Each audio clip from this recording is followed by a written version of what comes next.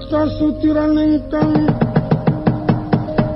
Katono risang bapa mati anak bela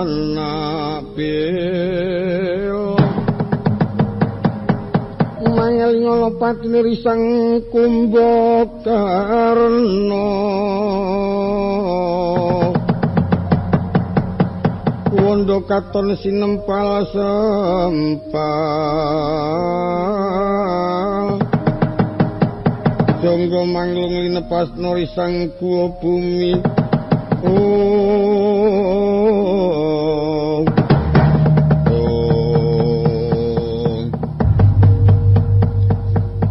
Bilung apa Kang? Kepenran temen awake dhewe teka dog Gustimu terus merpeki awake dhewe mbok menawa ana bejane kok wangune cayane menter-menter adat sing wis wong ki angger cayane menter-menter iku mesti ana bejane. Takonono Kang. Wis nggawa apa durung? Apa besek? Apa saka tekan kira mung golek besek iki, Juk? Apa ta sing digayuh Sekar Wijaya Kesuma? Oh iya, nyuwun prisa, Kang. Keparenga kula badhe nyuwun prisa Dewaji saged angsal damel menapa mboten. Hop, kula. Aku tak takon. Iki mumpung ora ana wong kejaba ming kowe, Ndri. Bojone Kresna ki pira? Kok takon kok sing ora-ora? Lah menggah kersanipun aku iki mau nyuwun Sekar Wijaya Kesuma. Ingkang dikersaki marang Koko Prabu Jung Sengara. Sinundrawati ngendikane supaya aku ngenteni ana kene awit bakal pamit marang para garwa.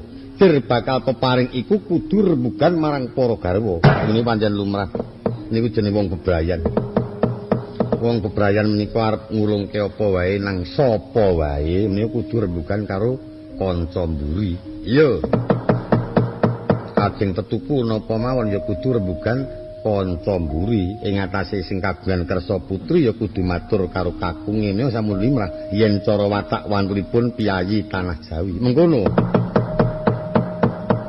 ra ya ngono to lho iya upamane wonten jaya ya nyuwun ngampil upama kula ngoten nyilihi getih ngaten mangke sing kula siri ya engko tak waren karo bojoku dhisik adatipun cok ngaten menika mengkono ampun malih ngrebak menika saweg blonjo kemawon yang kedahipun nggih kakung putri. Iki engko dienggo sop, iki engko dienggo nganu. Ngaten menika, iya. Lan wong ngriku menika kudu duweni rasa. Senajan to kono sedulure, nayen pancen rada ngutawatiri, ya kudu ditolak. Ngaten, kedah kagungan penggalih. Yen ngono rada duwe rasa tegel. Tegelan wonten ing tegelan ngaten menika. Kosok wangsulipun kula tengene Kang Togog tur kula sedulure ngaten ning tengene Kang Togog niku upama memangan ngaten ya detong. Terkadang mari bayar rada tikel. Menawi garwanipun Sinundrawati menika sedaya 3. Sekawan ingkang wonten dasaring pertala. Sapa wae, Gog? Malah janipun ingkang sepuh piyambak menika ing wonten dasaring pertala Dewi Pertiwi. Dewi Pertiwi menika peputra Suwargi Prabu Nrakasura. Suwargi Prabu Nrakasura Istija. Lajeng ingkang kagem berdemi menika 3 ingkang dipun sanding. Inggih menika Jembawati Rukmini Setyabuma.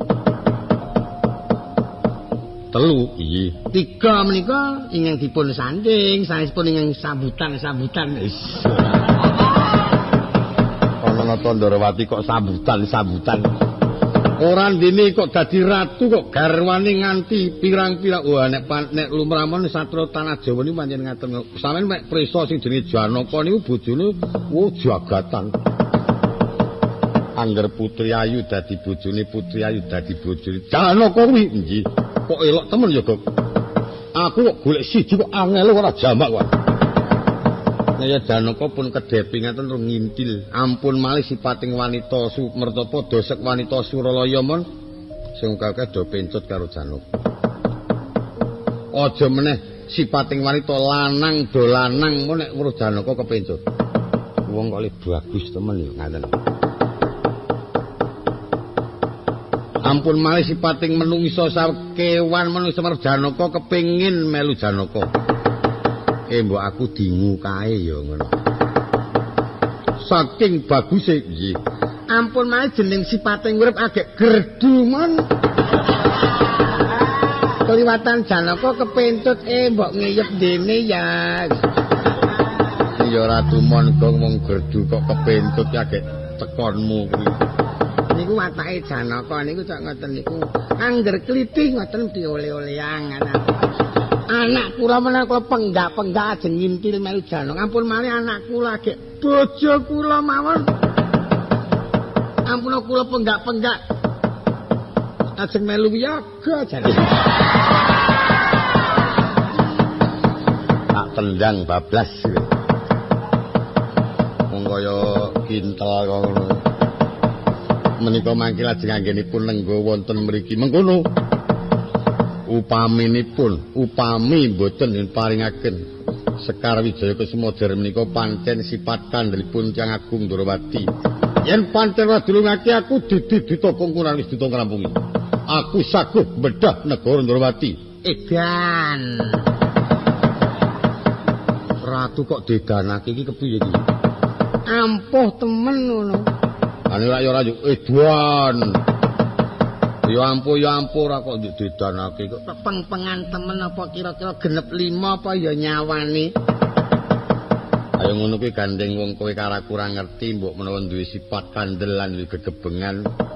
Ning adat sing wis wong ki angger cok ngedupuk dhisik ngono ki malah cok empuk jan-jan. Bukti nyatane wadah krupuk kan tabok breng ngono ku nek dantem ya plenyok ngono. Beda karo ndemek watu ketoke meneng-meneng nek diantem ah nglarani tangan ngono kuwi kang ibarate kang ibaratmu kok apa kira-kira wong Ndrawati iki ana sing kadigdane padha karo aku Gok ana ora ya Lung nek sing padha ora ana nek kabeh sak dhuwure ana nyat Gusti mungkin makalan dhewe ampun numuk teng Ndrawati Tenera dadi pengelukan Ratu Ndrawati pangelburing angkara murka agek garwane mon ketingalipun sumuyut telu tunggal padha akur sampeyan nek prisa Janaka niku angger tindak bareng garwane Janaka ngarep dhewe garwane mburi arak-arakan ampuh apa tau lho kepiye to dan rikala tindak arep tindak ana nggonku ra tau to Janaka kuwi diderekke garwane iki jan kaya putri dipawe kae. Arak-arakan. Ya kuwi lek gumun iki ana kono kuwi Werkudara niku sedulure tuwa Janaka iki garwane nggih 3. Nagagini, Arimbi, Urangayu. Putrane Werkudara Gatotkaca nggih 3. Pragiwa lajeng Golowati, Suryawati. Mengkono nggih paling boten 2 Abimanyu Utari Siti Sendari sing pokok ampun malih Abimanyu Padema 2 Tumi Tuyem nyelo wae ora mengko to raja kaget aku ngrepeki marang nggonmu tunggu nang gabane